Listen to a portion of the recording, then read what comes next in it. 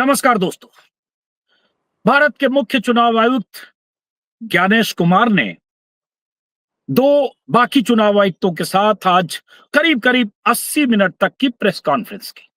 मकसद था यह बताना कि एसआईआर कैसे बहुत ही शुद्धता पूर्ण तरीके से हो रहा है और एसआईआर में कोई खामी नहीं है। और मकसद था यह बताना कि विपक्षी दल खामखा एसआईआर के बहाने चुनाव आयोग पर हमले कर रहे हैं। मकसद था ये बताना कि राहुल गांधी ने जितने आरोप लगाए हैं चुनाव आयोग पर, महाराष्ट्र में वोटों की गड़बड़ी को लेकर या कर्नाटक में वोटों की गड़बड़ी को लेकर, खासतौर से कर्नाटक में वोटों की गड़बड़ी को लेकर जो राहुल गांधी ने पीपीटी प्रेजेंटेशन किया, उसको लेकर उन्होंने साफ साफ चेतावनी भरे लहजे में कहा कि राहुल गांधी को 7 दिनों के भीतर हलफनामा देना होगा या देश से माफी मांगनी होगी। इसके अलावा एसआईआर कितना बेहतर तरीके से हो रहा है, एसआईआर में कोई खामी नहीं है, कैसे बीएलओ बिहार में 7 करोड़ 90 लाख वोटर्स के घर तक गए, कैसे बीएलओ एक एक वोटर तक गए, इस तरह की बहुत बातें, बड़े बड़े दावे मुख्य चुनाव आयुक्त ज्ञानेश कुमार ने किए।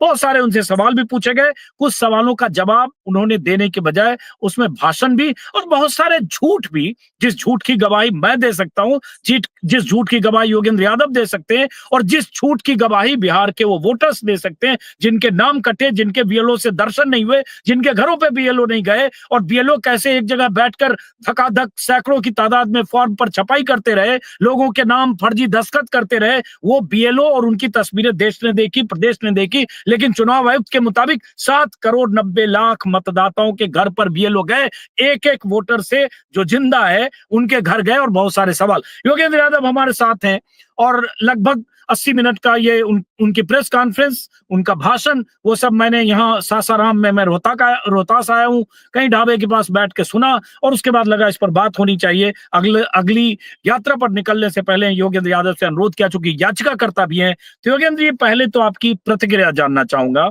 कि ज्ञानेश कुमार ने जो कहा उससे क्या मतलब आप निकालते हैं, उसके बाद मेरे कुछ सवाल। अजीत भाई, कोई 40 साल से मैं इस देश के चुनाव आयोग को देखता आ रहा हूं। ये तो नहीं कह सकता हर प्रेस कॉन्फ्रेंस सुनता हूं, लेकिन चुनाव आयोग जो कहता है उस पर निगाह रखना मेरी एक प्रोफेशनल जिम्मेवारी एक जमाने में हुआ करती थी। अंदर से भी देखा, बाहर से भी देखा, और ऐसा नहीं कि हर चुनाव आयुक्त ही कोई दूध का धुला था। अच्छे भी थे, बुरे भी थे, कमजोर भी थे, तुनक मिजाज भी थे, सब तरह के थे। लेकिन शायर भी आज थे, जैसी प्रेस शायर भी थे। कॉन्फ्रेंस हुई, जी शायर भी थे, कई सवालों से चोरी मुंह चुराने वाले भी थे।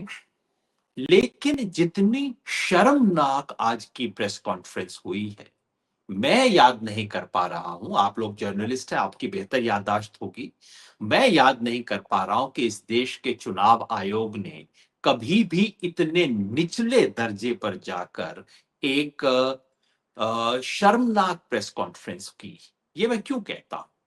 ये इसलिए कहता हूं कि सारी बात में चुनाव आयोग, मुख्य चुनाव आयुक्त केवल वही बोले, बाकी दो तो मूर्ति की तरह चुपचाप बैठे रहे।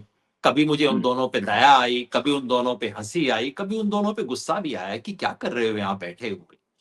खैर, हकीकत ये है कि मुख्य चुनाव आयुक्त एक राजनेता की तरह बोले, या तो एफिडेविट दो वरना देश से माफी मांगो। ये नेता की भाषा। आइए, सासाराम में चल रहा है महागठबंधन की रैली, आप भी अपनी एक रैली वहां कर लीजिए, देखते हैं कितने लोग सुनने आएंगे, वो आप एड्रेस कर लीजिए। ये राजनेता की भाषा है, ये चुनाव आयोग की भाषा नहीं है। अगर आपका राष्ट्रहित में आपको दिलचस्पी है तब तो अगले 15 दिन में आप कर दोगे। 15 दिन के बाद अगर कोई शिकायत आई तो इसका मतलब राष्ट्रहित में नहीं हुआ। आप कौन होते हो तय करने वाले राष्ट्रहित? किसने ठेका दिया आपको राष्ट्रहित बताने का? और सारी बात में जो ध्वनि, और देखिए चोरी, जैसे मैंने पहले भी कहा, चुनाव आयोग ने प्रश्नों से मुंह चुराया है। चुनाव आयोग ने कई बार ऐसी चीजें की हैं जो कि बहुत अच्छी नहीं कही जा सकती, और ये मैं पिछले 10 साल की नहीं कह रहा, उससे पहले की भी कह रहा हूं। कई बार चुनाव आयोग ने ऐसे काम किए हैं चुनाव आयोग में जो ठीक नहीं थे। लेकिन चोरी और सीनाजोरी का अगर आपको कोई एक उदाहरण ढूंढना हो तो मैं समझता हूं आज की प्रेस कॉन्फ्रेंस चोरी और सीनाजोरी के सबसे, क्या कहना चाहिए, अभूतपूर्व नमूनों में शामिल की जाएगी। अब एक टाइमिंग का सवाल है। बहुत सारे सवाल उनसे क्या पूछे गए और किस आधार पर मैं कह रहा हूं कि बहुत झूठ चुनाव आयुक्त ने बोले और योगेंद्र यादव ने जो अपनी बात कही।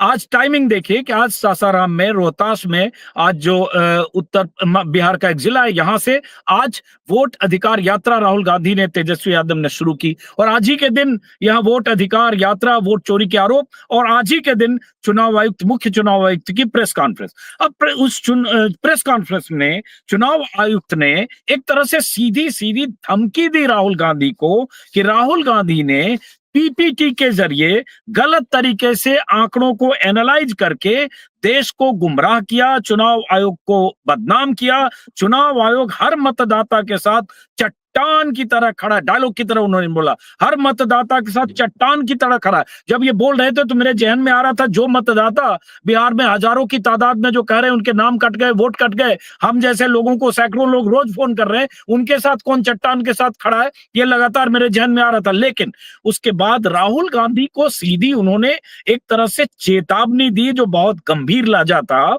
कि आप 7 दिन में हलफनामा दें या देश से माफी मांगे, और उसके बाद बिना सबूत के आरोप लगा रहे हैं। इस पर आपकी कोई राय है? उसके बाद मैं उस हिस्से पर बात करूंगा कि क्या झूठ था उसमें। पूरी प्रेस कॉन्फ्रेंस का जो तेवर था वो एक सड़क छाप राजनीतिक नेता वाला था। ये बीजेपी का प्रवक्ता इस तरह की बात करे, मैं समझ सकता हूं। कांग्रेस का प्रवक्ता पलट के इस तरह के उसको आरोप लगाए, दोनों मैं समझ सकता हूं। देश का मुख्य चुनाव आयुक्त ये भाषा इस्तेमाल करे, मैं समझता नहीं क्या कर रहे हैं लोग।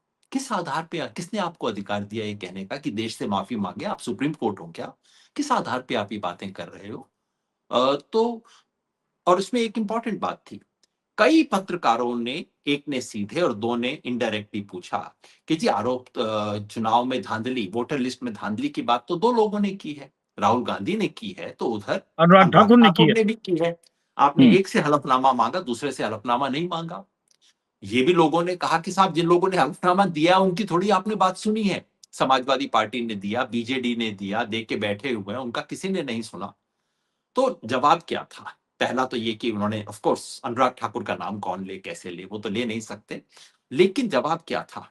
आप देखिए इनकी इनकी नियत देखिए। कहते हैं ग्रेडेड रेस्पॉन्स है, अलग अलग तरह की आलोचनाएं होती हैं, उनको हम अलग अलग स्तर पे रखते हैं। कौन से स्तर है?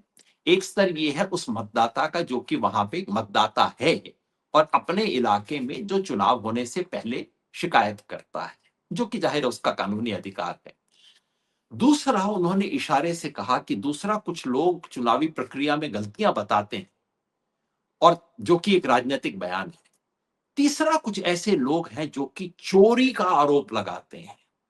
उन्होंने कहा कि वो ग्रेडेड रेस्पॉन्स देंगे, यानी कि पहले का फूलमाला से स्वागत करेंगे, दूसरा आलोचना तो कर रहा है लेकिन मेरा दोस्त है, ये मैं जानता हूं, और तीसरा जो है उसको हम दुश्मन की तरह ट्रीट करेंगे।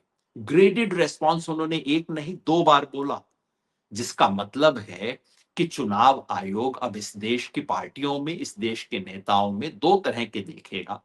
वो जो कि आलोचना करते हैं, कर सकते हैं, लेकिन मित्रवत है, और वो जो जिनकी आलोचना मित्रवत नहीं है, जिनके साथ दुश्मन जैसा व्यवहार किया जाएगा। इसलिए मैं कहता हूं देश के इतिहास की सबसे शर्मनाक प्रेस कॉन्फ्रेंसेस में से एक थी।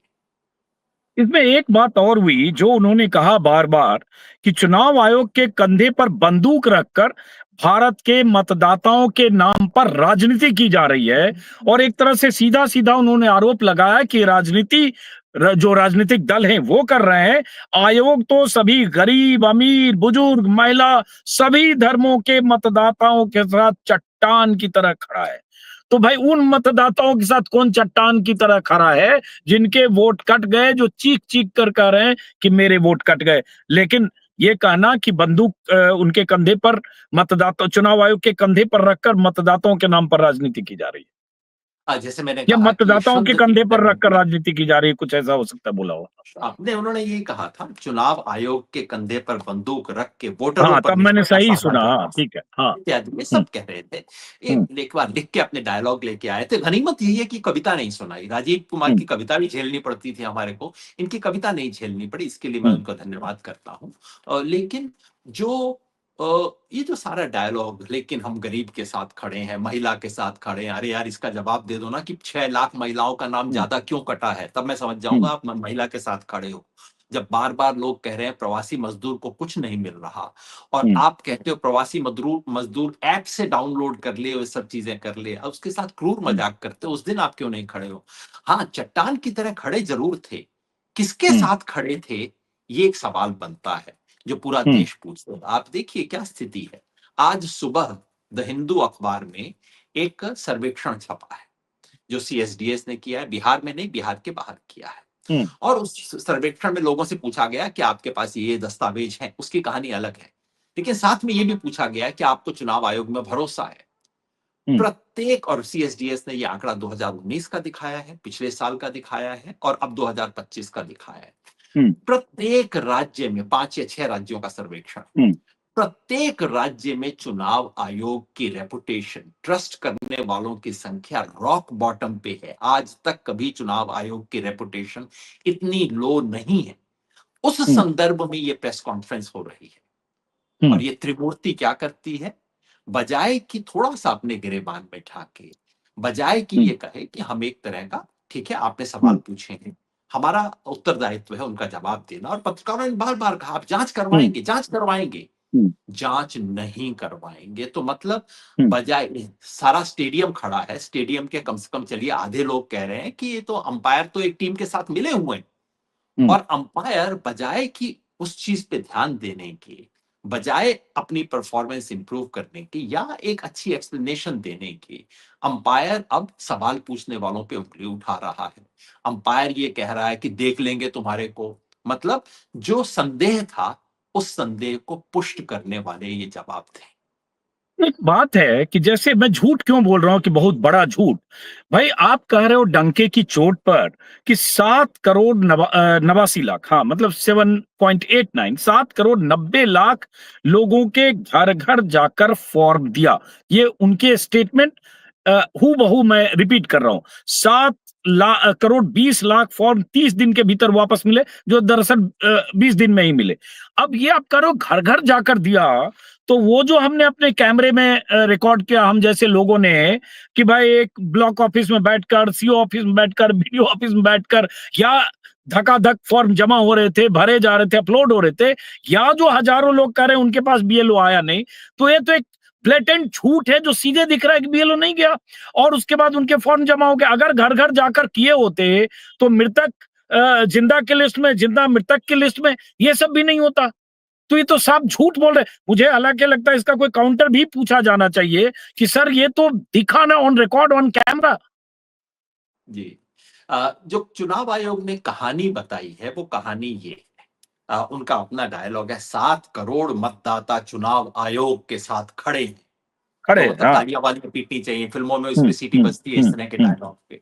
हम्म, उसके बाद ये कहानी क्या है, कहानी ये है हम्म, कि साहब हमने ये प्रक्रिया शुरू की, और सारे बीएलओ और बीएलए यानी कि पॉलिटिकल पार्टी के प्रतिनिधि, सब लोगों ने मिलजुल कर काम शुरू किया, और 16 से 20 जुलाई के बीच बिहार के प्रत्येक गांव में, अब सुनिए झूठ आप इसका, हम्म, बिहार के प्रत्येक, उससे पहले क्या हुआ था, उससे पहले बीएलओ ने काम करना शुरू किया, प्रत्येक घर में गए, और जिस घर में कोई नहीं मिला वहां 3 बार गए, घर के अंदर जाके फॉर्म पहुंचाया गया, लोगों ने फॉर्म भरे, सात हम्म, करोड़ लोगों ने अपने 7 करोड़ से ज्यादा लोगों ने अपने फॉर्म भर दिए।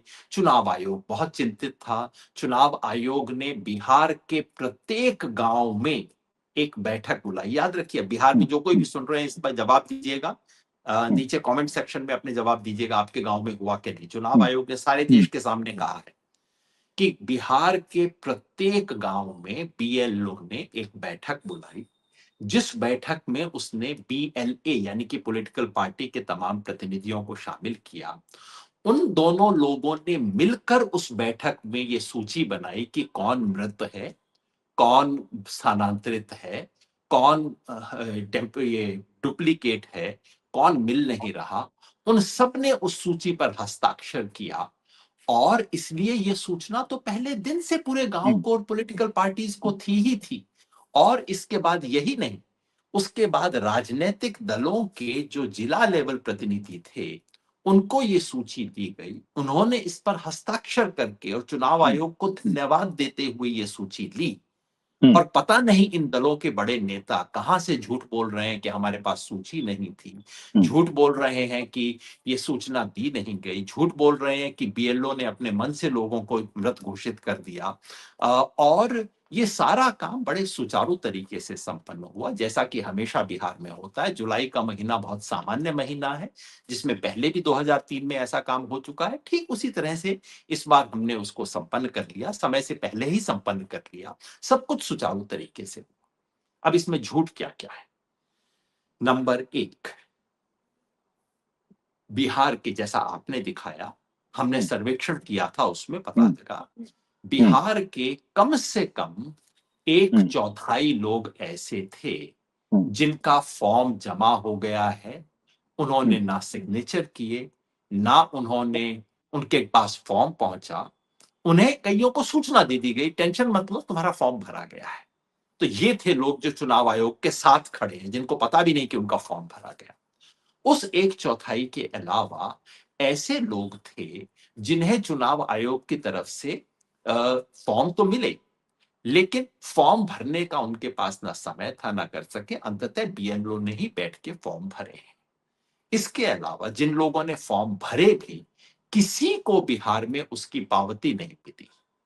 मुझे दुख हुआ कि आज की प्रेस कॉन्फ्रेंस में इतने सारे जर्नलिस्ट थे, किसी ने ये सवाल नहीं पूछा नहीं कि पूछा, साहब नहीं पावती पूछा। कितने लोगों को मिली है। और तो ये जो, और फिर ये झूठ है कि बिहार के हर गांव में ऐसी बैठक हुई। ये झूठ पहली बार चुनाव आयोग ने सुप्रीम कोर्ट के सामने हलफनामे में बोला था, और उस झूठ को साबित करने के लिए उन्होंने बिहार के कुछ चुने हुए 10 पंचायतों का एक तरह का मिनट्स दे दिए थे।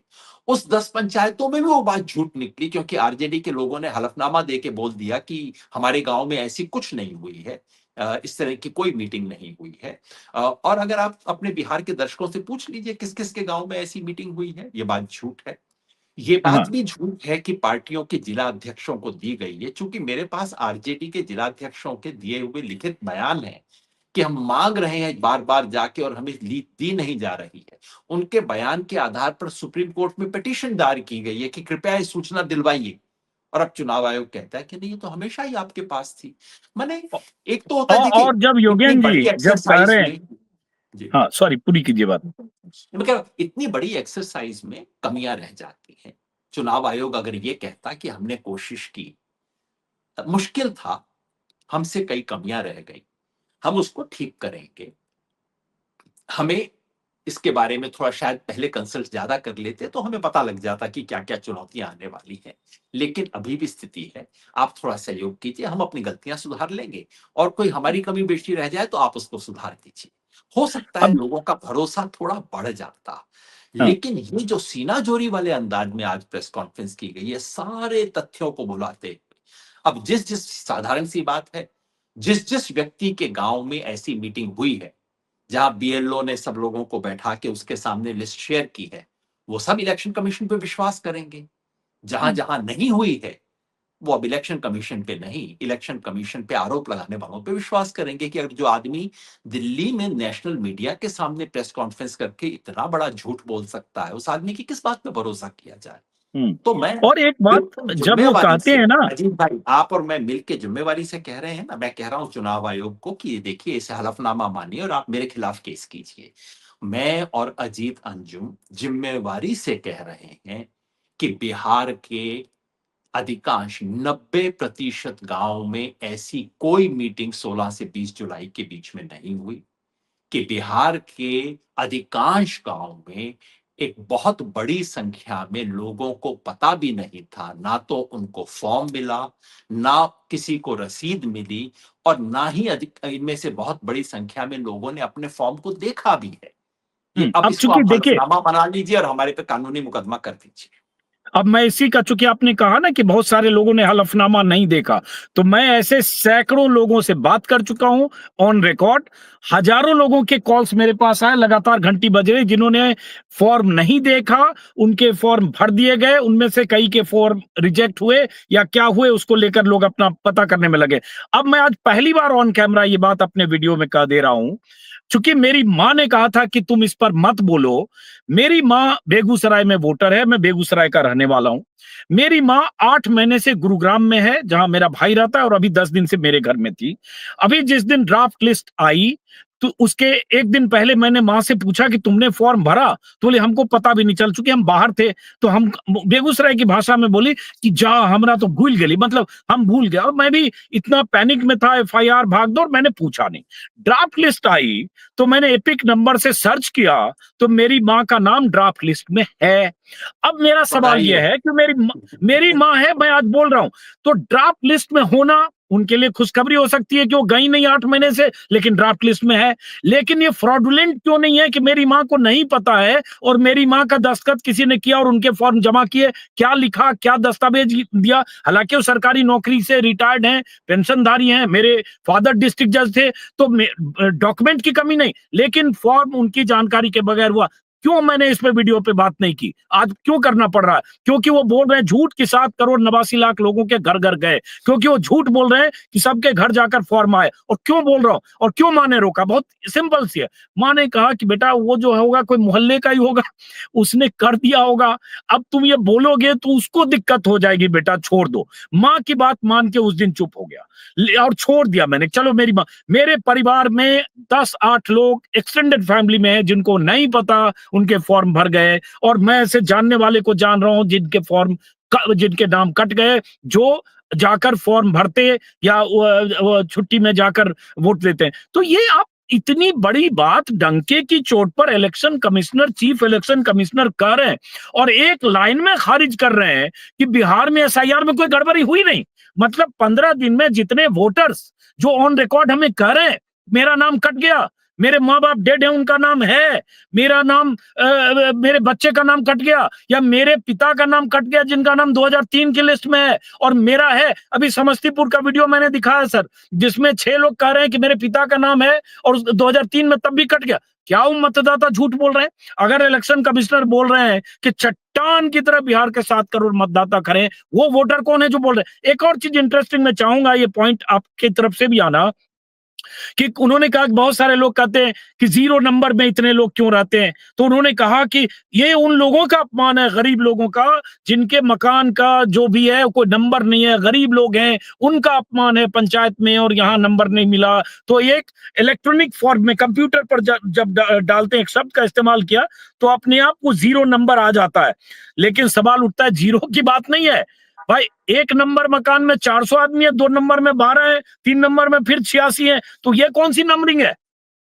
तो 0 कहां हो गया कि कंप्यूटर अपने आप 0 जनरेट कर देता है और सम्मानजनक रूप से आप 0 नंबर दे देते हैं, जो उन्होंने कहा। हाँ, उन्होंने आपने सुना होगा ये हिस्सा अभी बातचीत का। जी, योगेन जी। बिल्कुल। पहली बात तो कि जो आपने माताजी का जिक्र किया, देखिए हाँ। हकीकत यही है बिहार में। लाखों शायद करोड़ों लोग इसलिए चुप हैं कि भाई ठीक है मैंने कुछ नहीं किया लेकिन नाम तो आ गया ना, हाँ। छोड़ो बाकी किसी ने मोहल्ले में कर दिया होगा, BLO ने कर दिया होगा, उस बेचारे को अगर कुछ थैंक यू बोल फर्जीवाड़ा दो। भी हुआ तो मेरे हित में हो गया, मेरा नाम हो गया, मेरा कुछ भरना नहीं वही पड़ा। बोल हाँ। अभी वही रहे हैं जिनका फर्जीवाड़ा के कारण नाम कट गया। हाँ। जिसका फर्जीवाड़ा के कारण जुड़ गया वो बेचारा तो बोल नहीं रहा है। कैसे हम्म। बोलेगा? मैं खुद ही एविडेंस दूं अपना वोट कटवाने के लिए। हम्म। ये दिक्कत है, इस देश के इतिहास का इतना बड़ा फर्जीवाड़ा हुआ है, और फर्जीवाड़े के बाद चुनाव आयोग कहे कि कम समय था, हमने कोशिश की, हो सकता है कमी बेशी रह गई हो, हम जांच करवा लेते हैं, तो मैं समझ सकता हूं। गलतियां हम सबसे होती हैं, बड़ी पोजीशन वालों से भी होती होंगी, लेकिन जो आंख में आंख डाल के बात करे, अपनी इस चोरी के बाद सीना जोरी वाले अंदाज में बात करे, फिर मुझे समझ नहीं आता उस इंसान की किस बात पे मैं आगे से भरोसा करूं। ये जो बात चोरी मैं करने सहमत के हूँ। बाद अपने जूते की तरफ देखता है, इधर उधर दाएं बाएं करता है, मुझे गुस्सा तो आता है, लेकिन मुझे लगता है कि इंसान में थोड़ी सी ईमानदारी बची है। चलिए अपने जूते की तरफ तो देख रहा है, क्योंकि इसे पता है कि मैं झूठ बोल रहा हूं इस वक्त। और भाई जो ठीक है, यूं 8 करके सही सामने आपने कहा, बोलता उसको मैं आपकी बात को इंडोर्स कर इसलिए दूं ताकि दर्शकों को लगे कि आप लोग खाली खामियां निकालते हैं कि भाई 8 करोड़ वोटर तक एक महीने में पहुंचना, एक एक वोटर तक, ये एक बहुत बड़ा टास्क था। तो इसमें चूक रह सकती है या लगातार भाई वहां भी एक सिस्टम है, मैनुअल मैन मेड मिस्टेक हो सकता है, बीएलओ है। तो ये आप मान ले तो एक सदाशयता होगी कि ठीक है इतने बड़े पैमाने पर हुआ, कुछ गलतियां होगी और हम उसको स्वीकार करते हैं और हम उसको करेक्ट करेंगे। लेकिन जब चट्टान की तरह खड़े हैं और एक एक वोटर तक जा रहे हैं, कोई गलती नहीं है। तो अब दो दो सवाल और हैं जो मैंने नहीं सुना, चूंकि मैं बीच में नेट भी आउट हुआ। अंकित गुप्ता ने बहुत अच्छा सवाल पूछा, एबीपी के रिपोर्टर ने, प्रंजय गुहा ठकुराता ने पूछा और दामिनी नाथ इंडियन एक्सप्रेस ने। अंकित गुप्ता के सवाल का जवाब उस तरह से दिया कि नहीं वो बताइए, लेकिन दामिनी नाथ ने एक सवाल पूछा इंडियन एक्सप्रेस के रिपोर्टर ने कि मतदाता सूची में जो कितने लोग हैं 7 करोड़ 24 लाख में जिन्होंने डॉक्यूमेंट जमा किए, और बीएलओ की नॉट रिकमेंडेड कैटेगरी का मतलब क्या है? क्या इसका जवाब उन्होंने दिया? जी नहीं, इनफैक्ट मैंने कुछ लिस्ट बनाई थी उन सवालों की जो सवाल पूछे गए और जिसका कोई जवाब नहीं था। ये दामिनी नाथ के सवाल और जो दूसरे सवाल थे, उन्हें बाद में अनुभूति बिश्नोई ने दोहराया, कहा कि चूंकि आपने जवाब नहीं दिया इसलिए मैं एक बार फिर पूछ रही हूँ इन सवालों को, फिर भी उनका जवाब नहीं मिला। जो सवाल जिनका सब जवाब नहीं मिला, नंबर 1, इस सवाल का जवाब नहीं मिला कि भाई कितने वोटर ने कोई भी डॉक्यूमेंट सबमिट नहीं किया। उनका अगर गोलमोल जवाब आप सुनना चाहें तो उनका जवाब ये था कि हम नहीं जानते, ये तो डिसेंट्रलाइज लेवल पे काम हो रहा है और जब पूरी सूचना नीचे से ऊपर तक आएगी तभी हम आपको बता पाएंगे। ये बात मैं इसलिए झूठ बता रहा हूं क्योंकि इलेक्शन कमीशन की एक्सेल शीट के अंदर ये डेटा है, मैं जानता हूं। उनकी एक्सेल शीट के अंदर एक कॉलम है, उनके पास डेटा अब नीचे से ऊपर नहीं आता है, चूंकि हर बीएलओ ने अपने डॉक्यूमेंट को एक ऐप में दिया है, इसलिए सबसे पहले वो डेटा सेंट्रल डेटा बैंक में जाता है। पहले ज्ञानेश कुमार जी को पता लगता है, उसके बाद बिहार के सीईओ को पता लगता है, उसके बाद दरभंगा के डीएम को पता लगता है, उसके बाद नीचे सूचना जाती है। तो ये कहना सरासर झूठ है कि ये सूचना नीचे से ऊपर तक आएगी, पहली बात। दूसरा, एक पत्रकार ने पूछा कि जी पिछले इस 24 पूरे 1 महीने की अवधि में कितने वोट जोड़े गए? कटे तो 65 लाख, जुड़े कितने? हाँ, गौरव कोई ने पूछा, जवाब टाइम्स नाउ ने। हाँ जी, कोई मैं सबको पहचानता नहीं हूँ, सब साथियों को हाँ, उनकी एक शायद पीयूष पता पांडे या किसी ने, प्रशांत देव ने पूछा था। हाँ, प्रशांत ये देव ने सवाल पूछा था जी। हाँ। फिर सवाल पूछा गया, एक नहीं 2 बार पूछा गया कि ये बीएलओ ने रिकमेंड कितनों को किया है, नॉट रिकमेंड कितनों को किया है और आखिर किस आधार पे किया है। 2 बार सवाल पूछा और क्योंकि 5-5 सवालों को जोड़ के जवाब दे रहे थे, दोनों बार उनके मुंह से ये शब्द भी नहीं निकला। और उसका एक बहुत इंपॉर्टेंट कारण, जितना ज्यादा मैं इसी से सुनता जा रहा हूं उतना मेरा अब संदेह पुष्ट होता जा रहा है कि इस नॉट रिकमेंडेड में कुछ बहुत गहरा खेल है। एक शब्द इससे पहले इसी 92 पेज का जवाब दे चुका है और उस जवाब में भी उसने इस सवाल पे शब्द भी नहीं बोला। इस सवाल पे एक शब्द भी नहीं बोलना चाहता। क्यों नहीं बोलना चाहता? गहरी चीज है। तीसरा सवाल ये पूछा गया कि अरुणाचल प्रदेश में और महाराष्ट्र, क्योंकि उन्होंने कहा, उनसे पूछा गया आपने इतनी हड़बड़ी में बिहार में चुनाव से पहले क्यों किया? हाँ, उन्होंने प्रंजय बड़ा गुहा सुंदर ठकुराता ने डायलॉग पूछा देते हुए कहा, कितनी जल्दी क्यों थी, बाढ़ था, ये था, उन्होंने आप डायलॉग हड़बड़ी में देते क्यों हुए थे? कहा हाँ। जी, हाँ। उन्होंने डायलॉग देते हुए कहा, बताइए चुनाव से पहले करना चाहिए कि चुनाव से बाद, आप ही बताइए। अनुभूति बिश्नोई ने बाद में उनसे बड़ा पॉइंटेड क्वेश्चन पूछा कि चुनाव आयोग की परिपाटी और गाइडलाइन है जो कहती है कि कोई भी इंटेंसिव रिवीजन उस साल में नहीं किया जाना चाहिए जिस साल में चुनाव हो। उन्होंने एक उदाहरण बताया कि 2005 में महाराष्ट्र, पूरे देश में इंटेंसिव रिवीजन हो रहा था, लेकिन चुनाव आयोग ने लिख के कहा कि हम महाराष्ट्र और अरुणाचल में नहीं करेंगे क्योंकि वहां पे इस साल चुनाव होने वाले हैं। तो ये क्यों हुआ? इस बार ऐसा क्यों किया गया? कोई जवाब नहीं। उन्होंने इसका एंगेज ही नहीं किया इस सवाल से। सवाल ये भी पूछा गया कि आप कह रहे हैं कि पिछले चुनावी लिस्ट में इतनी गड़बड़ियां थी, तो क्या इसका मतलब पिछला चुनाव दोषपूर्ण था? क्या इसका मतलब है कि पिछले चुनाव में जो हुआ फ्रॉड हुआ था, प्रधानमंत्री गलत चुनाव में जीत के आए? कोई जवाब नहीं इस बात का। पूछा गया कि क्या ये बैकडोर से एनआरसी हो रही है? कोई जवाब नहीं इस सवाल का। पूछा गया कि आंकड़े आए हैं कि चुनाव आयोग में जनता का ट्रस्ट गिरता जा रहा है, कोई जवाब नहीं इस बात का, सिर्फ शेरो शायरी और डायलॉग बाजी। पूछा गया कि बीजेडी और समाजवादी पार्टी जो आप राहुल गांधी से मांग रहे हैं वो तो ये लोग दे चुके हैं और दे के महीनों से बैठे हुए हैं, आपने क्या किया? उन्होंने कहा कि नहीं, कैसा कोई हलफनामा नहीं दिया गया है। और दूसरा ये कि सही चीजों का जवाब दिया जाएगा, बाकी चीजों का जवाब नहीं दिया जाएगा। दिक्कत ये है इस सारी चीज में एक एक बात कह के कि ये हमारा चुनाव आयोग अब ना पाकिस्तान और बांग्लादेश के रास्ते पे चल रहा है। इसमें एक चीज और हुई एग्जैक्टली योगेश इसी जी। तरह की चीजों हाँ, से पाकिस्तान और बांग्लादेश में ध्वस्त हो गई थी वो संस्था। जिस तरह का इनका तौर तरीका है, जिस तरह से इनका बोलने का तरीका है, इनका रवैया है, ये बिल्कुल जो इस जिन दुनिया में जिस जिस देश में चुनाव आयोग भ्रष्ट हो गए हैं और पूरी चुनावी लोकतांत्रिक व्यवस्था में से जनता का विश्वास उठ गया है, वहां एग्जैक्टली इसी तरह के एम्पायर हुआ करते थे। एक और सवाल जैसे अंकित गुप्ता ने पूछा, वो बहुत वाजिब सवाल है जो लगातार उठ रहा है योगेन जी, जो जिसका जवाब क्या कन्विंसिंग है क्या, ये आप बता पाएंगे? चूंकि आप चुनाव के आंकड़ों के आप लगातार नजर रखते हैं। अंकित ने, एबीपी न्यूज के रिपोर्टर, उन्होंने पूछा कि जब जनवरी में समरी रिवीजन हो गया था तो फिर 22 लाख लोग इस इतने दिनों के भीतर मर गए क्या? 37 लाख शिफ्टेड लोग का ये नंबर कैसे आया? और 2024 का चुनाव तो इसी वोटर लिस्ट से हुआ, तो इस इतने मतदाताओं के साथ कटना और ये क्यों हुआ? तो उन्होंने बता दिया कि ये जो मृतक हैं ये 20-22 साल से छूट रहे थे और उसके बाद ये गहन परीक्षण में सब इस तरह से इसको फिर से नए सिरे से इसको किया गया इसलिए हुआ। तो ये इसको किस तरह से लेते हैं जो ये जवाब था? कन्विंसिंग है जवाब? देखिए, उनके जवाब को बाकी लच्छेदारी और जलेबी से अगर हटा दिया जाए, मोटे तौर पे उनका जवाब ये था कि ये जो हम समरी रिवीजन करते थे, ये ठीक नहीं था। हम्म। अगर उनके, क्योंकि इनमें दिक्कत ये है कि सीधी साधारण बात बोलने की हिम्मत नहीं है इन लोगों की, लेकिन अगर हम्म। हिम्मत होती तो ये कह रहे थे कि हम ये हम्म। जो एनुअल तरीके से एसएसआर करवाते हैं, समरी हम्म। रिवीजन करवाते हैं, ये प्रक्रिया दोषपूर्ण थी। इसके अंदर बहुत नाम जो कटने थे वो कट नहीं पाते थे। उन्हें ये भी कहना चाहिए था बहुत नाम जुड़ने होते हैं जो जुड़ नहीं पाते हैं। इसलिए बेहद जरूरी है कि हम घर घर जाकर पूरी वोटर लिस्ट का पुनर्मूल्यांकन करें। और मुझे उनकी हम्म। बात में दम लगता है, मैं हम्म। बिल्कुल स्पष्ट कहूं।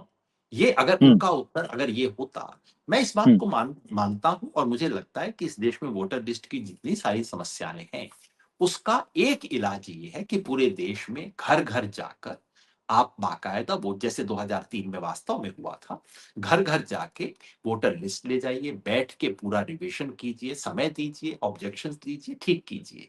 तो अब कोई पलट के आपके शो में बोलेगा अरे तो योगेन जी एसआईआर का समर्थन कर रहे हैं। नहीं भाई, एसआईआर ये नहीं है। दिक्कत यही है और इतना भी इस देश में अभी न्यूनतम समझ भी नहीं बची है कि एसआईआर ये नहीं है। एसआईआर में घर घर तो आप गए, लेकिन घर घर जाने के बाद आपने हर व्यक्ति से फॉर्म भरने को कहा।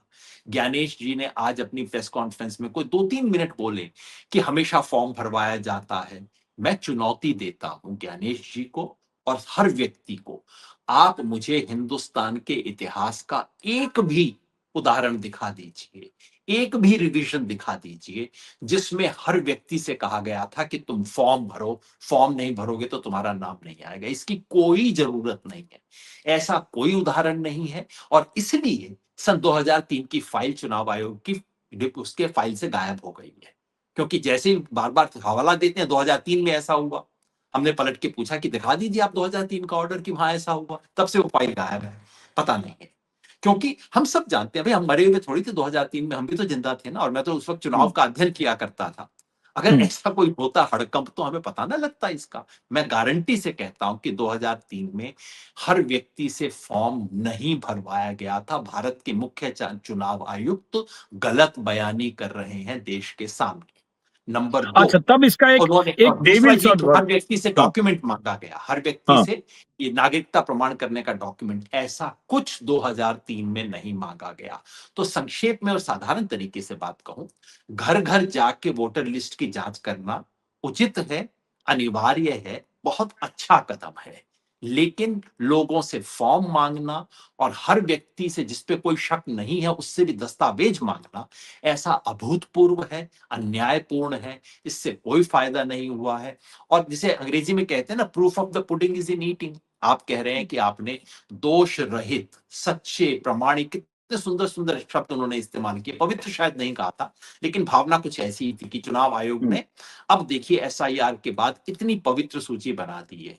हुजूर, इतनी पवित्र सूची आपने बना दी है, तो ऐसा क्यों हो रहा है कि आपकी 1 नंबर कॉन्स्टिट्यूएंसी वाल्मीकि नगर, बिहार की नंबर 1 कॉन्स्टिट्यूएंसी, उसमें 5,000 नाम ऐसे हैं जो कि उत्तर प्रदेश की 3 पड़ोसी कॉन्स्टिट्यूएंसी में, उस कॉन्स्टिट्यूएंसी में ये आ रहा है कि एक ही घर में 250 लोग, एक ही घर में, जीरो वाली बात को मैं स्वीकार करने को तैयार हूं। जैसे एक जीरो एफआईआर होती है ना, तो चुनाव आयोग ये कह सकता है, इसके लिए चुनाव आयोग को कुछ बना लेना चाहिए था कि कई घर हैं जिसका कोई नंबर नहीं होता, इसके लिए कानून में हर चीज के लिए ये मैं नाम और सहमत हूँ, प्रक्रिया होती है। ये मैं भी सहमत हूँ, लेकिन फिर ये नहीं होगा कि 0 में 300 होगा, 2 में फिर 5 होगा, फिर 3 में, फिर नंबर नहीं है तो कहीं नंबर नहीं है।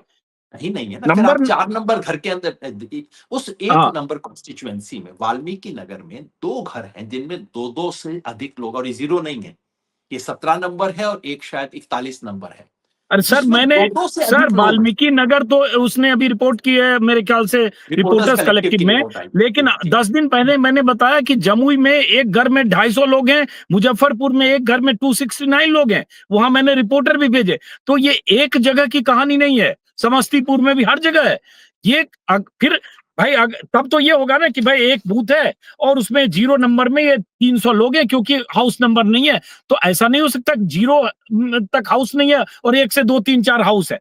तो एक बात, दूसरी बात, जो वो बार बार कर रहे हैं, ये इसलिए वोटर को एड्रेस करते हुए जब कर रहे हैं कि बिहार के 7 करोड़ वोटर हमारे साथ चट्टान की तरह खड़े हैं, ये मैसेज देने की कोशिश चुनाव आयोग लगातार कर रहा है। सुप्रीम कोर्ट में राकेश द्विवेदी भी कह रहे थे कि जो भी लिस्ट बनी, जो भी जानकारी शेयर की गई, मृतकों की जो लिस्ट बनी, वो बीएलओ, बीएलए, सरपंच सबने मिलकर लिस्ट बनाई है, ये नेताओं को नहीं पता है और ये गलत बयानी करके चुनाव आयोग की बदनामी कर रहे हैं, अपमान कर रहे हैं। और यहां तक उन्होंने कहा कि वोट चोरी जैसे शब्दों का इस्तेमाल करके जनता को भ्रमित करना भारत के संविधान का अपमान है। इस सबसे बड़ा अपमान ये है कि जो संस्था संविधान की रक्षा करने के लिए बनी है, संवैधानिक संस्था है, संविधान के मताधिकार का प्रयोग को व्यवहारिक रूप देने के लिए बनी है, इस देश में चुनाव की पवित्रता को बनाने के लिए बनी है, वो संस्था इस तरह की प्रेस कॉन्फ्रेंस करे, ये संविधान का अपमान है। आप संविधान को छोटा कर रहे हैं इस तरह से करते हुए, संवैधानिक संस्थाओं का दर्जा छोटा कर रहे हैं। फिर मैं कहूंगा ये अजीत भाई, किसी एक घर में आपके पास 200 वोट हैं, मैं अभी भी नहीं मान रहा कि 200 फ्रॉड है, मैं नहीं मान रहा 200 फेक हैं, मगर और उसमें हो सकता है कि पड़ोस के घर के हो, उससे डालने में गलती हो गई हो, तमाम मिस्टेक्स हो सकती हैं, लेकिन कृपया उसके बाद आके मेरे को ये भाषण मत दीजिए कि हमने वोटर लिस्ट को पवित्र कर दिया है। सही बात। ये भाषण सुन के मुझे बुरा लगता है। कहिए हाँ, गलतियां पहले भी थी, गलतियां हैं, मुझे प्रमाण दीजिए कि आपने जैसी भी गलतियां पिछली बार थी, मान लीजिए 40% थी, तो मुझे दिखा दीजिए कि मैंने 40% को अब 4% कर दिया है, 4% फिर भी बच गई है, कोई बात नहीं, मैं बिल्कुल स्वीकार कर लूंगा। लेकिन आप यदि 40% का 42% आप कर रहे हैं, 5% थी और आप 8% कर रहे हैं, उसके बाद कम से कम मुझे भाषण तो मत दीजिए। सर, मैं जो आप सही कर रहे हैं, और मैं फिर से ये बात इसलिए पॉइंट कर रहा हूं क्योंकि हम जैसे लोगों ने, रिपोर्टर्स कलेक्टिव ने और जो ऐसे डिजिटल प्लेटफॉर्म ने बार बार ये रिपोर्ट की है कि कहीं 0 नंबर में, कहीं 1 नंबर में, कहीं 27 नंबर में, कहीं 3 नंबर में 200 300 400 600 तक वोटर हैं, अलग अलग जातियों के, अलग अलग धर्म के, अलग अलग सरनेम के। अब उन्होंने जिस तरह से उसको भावुकता का एक जामा पहनाया कि गरीब लोगों का अपमान है या उनका अपमान है जिनके नंबर नहीं होते, लेकिन क्या कहा उन्होंने, फिर से रिपीट करता हूं क्योंकि बार बार बात आती है, उन्होंने कहा कि जिनके घरों के नंबर नहीं है, उनके शब्द हैं, वहां क्या करे चुनाव आयोग। तो कंप्यूटर में जब भरा जाता है, एक प्रक्रिया है, तो नेशनल नंबर दिखता है 0, तो ये उनका अपमान है जी। तो फिर मान लीजिए, चलिए मानते हैं कि नोशनल नंबर 0 जहां कोई नंबर नहीं है। फिर 27 नंबर क्या है जहां 600 लोग हैं। फिर 3 नंबर क्या है एग्जैक्टली, जहां 290 लोग वही हैं। फिर 7 नंबर वही क्या है समझ। जहां 87 लोग हैं। फिर कोई और नंबर कहाँ है जहां 100 150 200 लोग हैं, और अलग अलग धर्म और अलग अलग जाति के लोग हैं। और मान लीजिए एक ही लिस्ट है सर, उसमें 27 नंबर में 289 लोग हैं, और 26 नंबर में 8-10 लोग हैं जितने मान लिए होंगे, और फिर 28 नंबर में उतने ही दिखते हैं। तो 227 कैसे ये हो गया? ये कौन सा नेशनल नंबर कंप्यूटर आपका दे रहा है? इसको एग्जैक्टली कैसे यही जस्टिफाई दिक्कत है। करेंगे भाई? देखिए, लोग हाँ। समझते हैं पता नहीं ये लोग भी नए नए चुनाव आयोग में आए होंगे 1-2 साल से, ये बहुत पुरानी संस्था है। हर हम्म। चीज के लिए चुनाव आयोग के पास नियम है। जैसे मैंने बताया, जीरो एफआईआर जैसी कोई चीज है, तो वो भी नियम बने ना। हम्म। चुनाव आयोग के पास अगर ऐसी कोई चीज होती कि जीरो है जो नोशनल घर का नंबर है, तो इसके हम्म। लिए नियम होता, इसके लिए गाइडलाइंस होती। मैं माननीय मुख्य चुनाव आयोग से कहना नहीं नहीं चाहता सर, हूं सर, सर, सर, कि आप एक बार फिर से पॉइंट ऐड कर दे रहा हूं। फर अगर ऐसा होता, तो मान लीजिए एक बूथ में अगर 100-200 लोग जीरो में होते, अब बाकी सब ठीक होता। बिल्कुल बाकी एग्जैक्टली, सब में फिर कुछ नहीं होता। तो मान लेते बिल्कुल क्या, एक जीरो कैटेगरी है, जैसे आपने कहा कि जीरो कैटेगरी है, जिनके नहीं है उसमें 200 लोग जीरो में भाई। बिल्कुल। और वो शुरू में ही आ जाता गांव के अंदर हाँ। कि भई ऐसी हाँ। ज़ीरो रखेंगे, जिन लोगों का कोई घर नहीं है, उनके लिए हम ये रखेंगे। हाँ। ऐसी आज तक कोई व्यवस्था नहीं है, ये ज्ञानेश जी के दिमाग की उपज है। और अगर मैं इसमें गलत हूँ, तो कृपया कल तक वो चुनाव आयोग का नियम और गाइडेंस इश्यू कर दें, जिसके तहत ज़ीरो नंबर घर की व्यवस्था की गई हो। ऐसी कोई व्यवस्था फिलहाल नहीं है। नंबर 2 जो और आप साथ में बार-बार फिर मैं से कहूंगा, पूछ फिर रहे हैं जमुई, समस्तीपुर, कि मुजफ्फरपुर के जो नंबर मैंने बताए, जो आज शाम को फिर ज्ञानेश कुमार को टैग करूंगा, कि ये भी बता दें कि ये भी क्या उसमें नेशनल नंबर कंप्यूटर में आपके अरेंजमेंट है, 27 नंबर, 3 नंबर, 2 नंबर, 65 नंबर, वो भी बता दें, ताकि एग्ज़ैक्ट समझ जाए कि कोई तो ऐसी ये नंबर अपनी की, कमियों ऐसे से नंबर की लिस्ट है आपके पास, 14 तरह के नंबर, जिसमें 100, 75, 300, 500 लोग हो सकते हैं, तो मान लें फिर। तो दिक्कत वही है। जैसे मैंने बताया, ये जो ये पहली वाल्मीकि नगर जो कॉन्स्टिट्यूएंसी है, उसमें जी। घर नंबर 17 में 232 लोग हैं।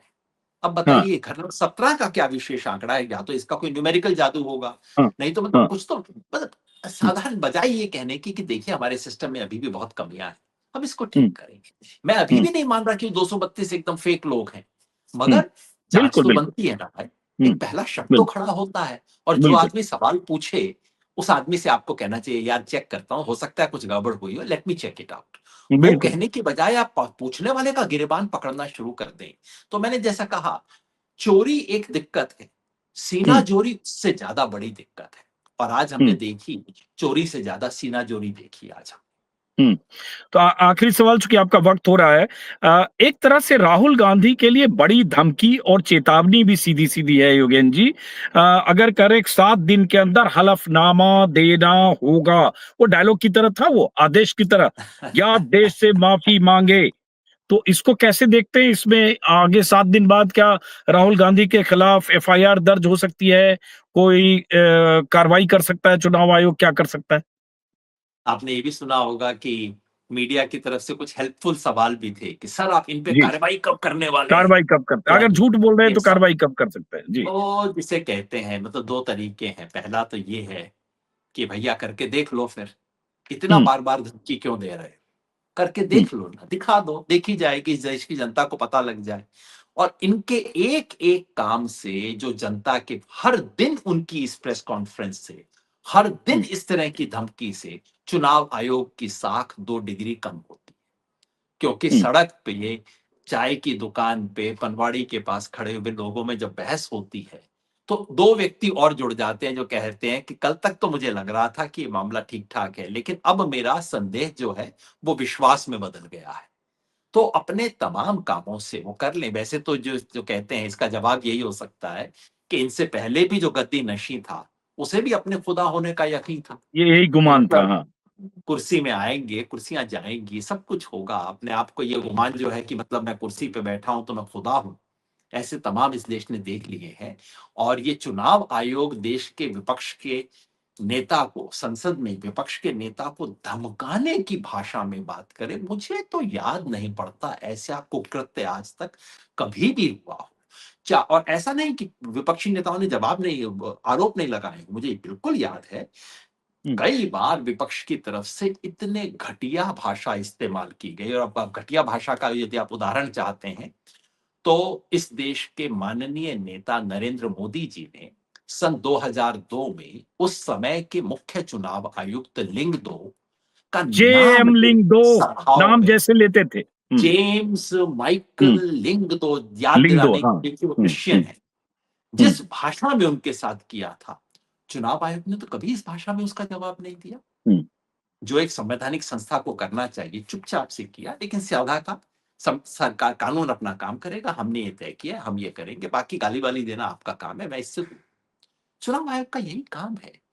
पहली बार मैं देख रहा हूं कि चुनाव आयोग इस किस्म की भाषा में भी काम कर रहा है। और जैसे मैंने कहा, मुझे इसका दुख ये नहीं है कि ये 3 लोग बहुत घटिया हरकत कर रहे हैं, ये तो चले जाएंगे, इस देश ने बहुत ऐसे लोग देखे हैं। दुख मुझे ये है कि इनके हर काम से इस देश की एक बहुत ऊंची संस्था का स्तर नीचे गिरता जा रहा है, और इन लोगों को तो चिंता नहीं होगी। मैंने बांग्लादेश की इलेक्शन कमीशन को टूटते हुए देखा है, मैंने पाकिस्तान की चुनावी व्यवस्था को ध्वस्त होते हुए देखा है, नेपाल में सवाल उठते देखा है, अमेरिका में देखा है, और उस रास्ते पे चुनाव आयोग ले जा रहा है। इन्हें समझ नहीं आ रहा कि अपने छोटे से अहम को पूरा करने के लिए पूरे देश को किस गड्ढे की तरफ ले जा रहे हैं। काश इन्हें इतना समझ आता। एक चीज मैं सिर्फ, चूंकि इसको बहुत पब्लिसाइज किया जाएगा कि गरीब लोग गांव में देहात में जिनके मकान नहीं होते हैं, 0 नंबर होता है, नेशनल नंबर कंप्यूटर से आ जाता है। 3 लिस्ट जो जो मैंने रिपोर्ट की, दर्शकों को सिर्फ, चूंकि ये डिबेट अब शुरू होगा और इसी तरह से चैनल्स इसको इसी दिशा में ले जाएंगे कि जैसे मुजफ्फरपुर में एक मकान है जो मैंने अपने ट्विटर पर, एक्स पर डाला था, जिसका जवाब मुझे नहीं दिया गया। एक घर है मकान नंबर 27 मुजफ्फरपुर के भगवानपुर में, जिसमें 269 वोटर्स हैं। जमुई में एक घर है, वो भी कोई 0 नंबर नहीं है, उसमें करीब 250 वोटर हैं। वैसे समस्तीपुर की एक लिस्ट है, उस और सब अलग अलग जातियों के। वैसे एक मकान है जिसमें 250 वोटर हैं, ये मुजफ्फरपुर की एक जगह की और है। वैसे ही एक है जमुई की, जिसमें मकान नंबर 3 है, जिसमें लगभग 250 वोटर हैं। वैसे ही एक समस्तीपुर का है जिसमें मकान नंबर 184 है, मतलब माफ करिए, जिसमें 184 वोटर है, मकान नंबर 2 है। ये इसलिए नंबर, और इसमें झा, गुप्ता, शाह, पोद्दार, राय, मेहता और मुस्लिम भी हैं। तो सवाल उठता है, मैं इसलिए कह रहा हूं, मकान नंबर 2 में 150 लोग, मकान नंबर 1 ठीक है, मकान नंबर 3 ठीक है, मकान नंबर 27 में फिर 250। तो ये चुनाव आयोग को ये बताना चाहिए। और आखिरी सवाल सिर्फ, मुझे लगता है आपको जाना है, आखिरी सवाल, कि अगर ये आरोप चुनाव आयोग लगाता है या इस तरह से कहता है कि अगर गड़बड़ियां हैं तो आप लोग बताइए, करेक्ट किया जाएगा, बजाय इसके कि वोट चोरी की बात करें। कल भी जो प्रेस विज्ञप्ति में कहा, तो आप मदद कीजिए चुनाव आयोग की, खामखा आप छोटी सी चीज निकाल के तिल का ताड़ बना रहे हैं। ये अगर उन चुनाव आयुक्त की बात करें, चुनाव आयोग अगर ये भाषा बोले, मैं समझ सकता हूँ, आप मदद कीजिए हमारी, हमसे कमियां रही हैं, हम आपकी मदद के साथ इस लोकतंत्र को चला रहे हैं, आप मदद कीजिए। और चुनाव आयोग को गरिमा यही देती है कि अगर कोई आरोप हो, एक क्षण के मान लीजिए झूठा आरोप भी हो, आप संवैधानिक संस्था में बैठे हैं, आपका काम है सर झुका के उसको स्वीकार करना।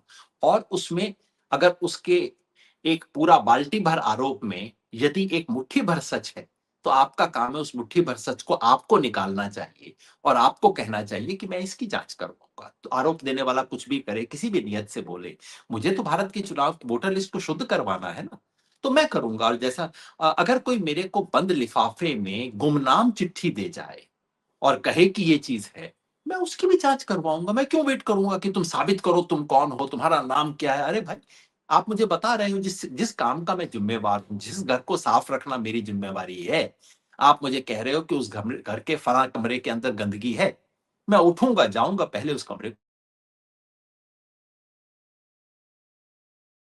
चलिए, मुझे लगता है चूंकि बातचीत भी लंबी हुई और योगेंद्र यादव जी डिस्कनेक्ट हुए, जो भी वजह है, तो इस बातचीत को जो हमने उनसे पूछा, उससे समझने की कोशिश की कि चुनाव आयुक्त ने लगभग 80 मिनट तक की जो प्रेस कॉन्फ्रेंस की, उस प्रेस कॉन्फ्रेंस में जो दावे किए गए, उन दावों की हकीकत क्या है, और वो दावे वाकई सच हैं या उसमें झूठ है। फिलहाल इस वीडियो खत्म करते हैं।